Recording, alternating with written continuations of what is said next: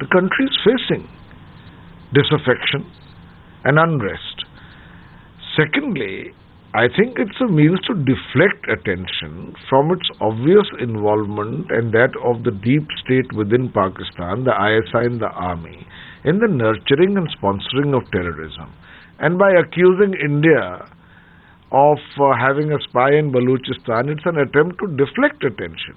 And I must say the government of India should very strongly oppose such tactics. No consular access has been given so far. It's been a week.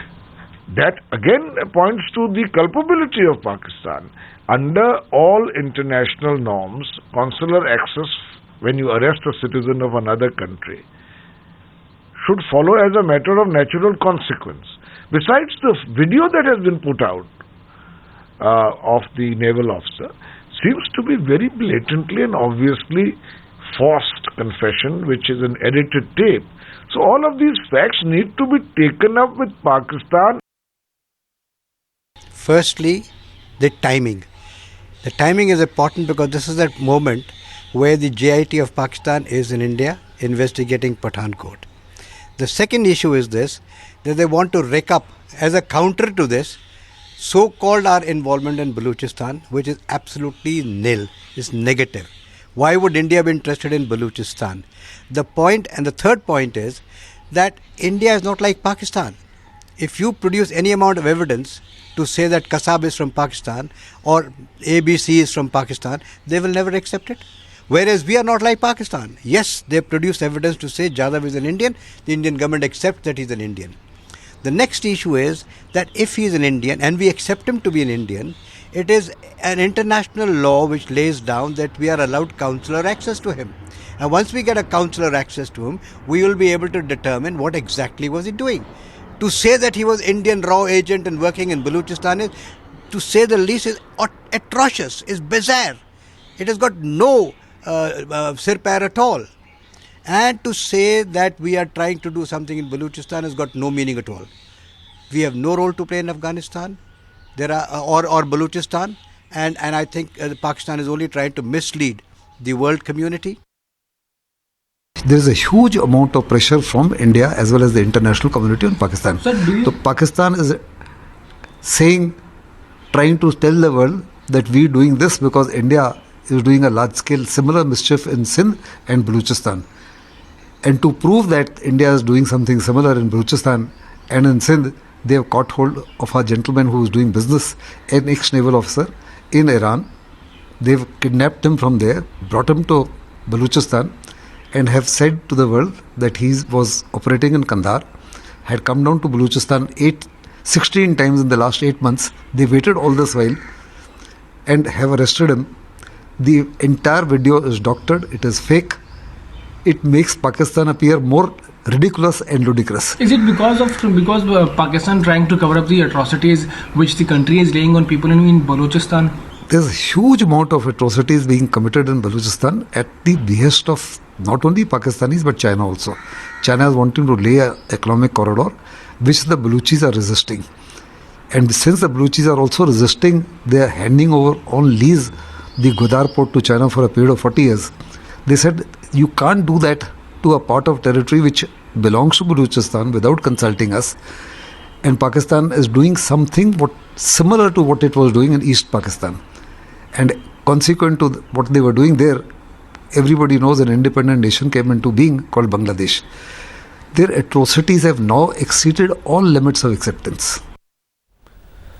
And to put things further in perspective, we are joined by Mr. Faiz Baloch, an activist who's joining us live from London. Mr. Faiz, thank you for talking to us. First up, at the outset, if you can give our viewers a brief history of how Balochistan is being victimized by Pakistan. Balochistan was an independent country and it was recognized as an independent country by Pakistan, British and India. And on 11th August 1947, Balochistan had announced its independence, and then it remained an independent country until 1948, when Pakistan wanted Balochistan to join Pakistan on the basis of shared religion. saying that because we both have the same religion, we should have one country. But the Baloch, both houses, Houses of Lords and Houses of Commons, rejected this notion, joining Pakistan on the basis of shared religion, because they said if all the Muslims should have, because we should join you on the basis of being Muslim, then all Muslims around the world should have one country. So this was not an excuse to basically destroy our national identity and to occupy our country and then take over our natural resources. No, fair point. But if you can also tell us, Mr. Faiz, about the insurgencies against Pakistan's illegal occupation of Balochistan and how Islamabad, along with Rawalpindi, has been fighting these insurgencies. Baloch have attempted 5 times, there was 5 Baloch insurgencies to regain their independence. So some people put it as a separation or something. We don't call it a struggle for separation, because we think we are not even a part of Pakistan. How can we be separate from it? Because Pakistan occupied our country and we want to regain our independence. We want to have our status pre-1948 as we were an independent state in that region. And so this struggle today, what is happening, and Pakistan on these 5 occasions have come with full force, using fighter jets, using military tanks, using heavy weapons, including even chemical weapons. To cut the story short, in 2007, when they attacked and killed the Baloch leader, 80-year-old Baloch leader Nawab Akbar Bugti, there they used chemical weapons, and there onward they have been using these weapons constantly, destroying Baloch villages, destroying crops, livestock. Right. They are using a substance which destroy a whole area in a matter of minutes, and they have abducted more than 20,000 people. They are in the custody of Pakistani security forces, military and ISI and the FC, Frontier Corps. And they have killed more than 6,000 people from these 20,000 people. These are people who have been killed only in the custody of Pakistani forces. Now, as you highlight the kind of atrocities, it's just starting to sink in what's been perpetrated on Balochistan by Pakistan. But you know, Mr. Faiz, that Pakistan has time and again pointed fingers at India, accusing us of aiding the freedom movement in Balochistan. Even recently, a retired Navy personnel was detained by Pak security forces, and they concocted a very sham confession video, which obviously looks very tutored, doctored, so many cuts. Pakistan yet again raking up India's role in the Baloch movement. Do you think this is just an attempt to divert, the attention from Pakistan's atrocities on Baloch soil? I think Pakistan is trying to hide its war crimes and crimes against humanity in Balochistan by blaming it on others. India or any other foreign countries have no interference in Balochistan. If we were being supported by India or any other country, as we want India and all the international community, international free nations to support us morally, to raise our voice on international level. We request their media to raise our voice. India and other countries should not even shy away from talking about Pakistani atrocities at United Nations. India, as being one of our neighbor and one of the biggest democracies in that region, we think have a moral responsibility to raise voice when a neighboring country is committing a genocide against Baloch people.